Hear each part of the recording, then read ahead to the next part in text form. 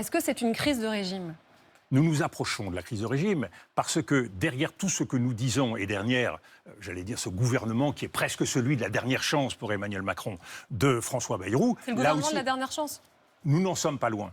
Là aussi, l'horloge fait tic-tac. C'est-à-dire que, après avoir été désavoué déjà 3 fois par les Français, aux européennes, aux législatives, avec la censure de Michel Barnier, s'il y a un 4e désaveu, très honnêtement, la partie devient quasiment impossible pour Emmanuel Macron.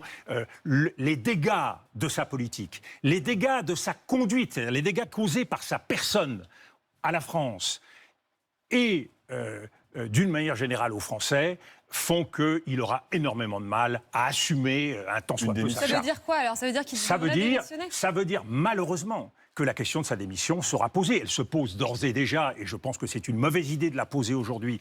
Mais je pense qu'on arrive à un moment où le coût pour la France et le coût pour les Français fait que le président de la République, on ne lui demande pas d'être gaulliste, il ne l'est pas à l'évidence, mais on lui demande à tout le moins d'avoir un peu de dignité et de respect de la fonction. Parce que là, c'est la fonction, c'est les Français et c'est la France qui plonge.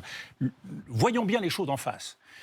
Il y a un effet de sidération de ce que nous vivons depuis maintenant plusieurs mois pour les Français. Il y a un effet aussi d'humiliation et de colère profonde.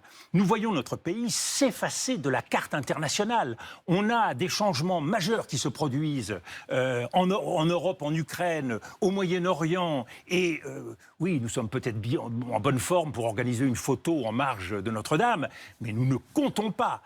C'est dire à quel point le président de la République, à un moment donné, va être obligé d'assumer ses pertes. Parce que là, ce que vous dites carrément, c'est que vous prédisez, si je comprends bien, une démission d'Emmanuel Macron à l'été prochain. Je dis que le calendrier fait que l'échéance de juin devient maintenant vitale pour le président de la République. Elle devient vitale pour plusieurs raisons, partisanes et politiques au sens noble du terme.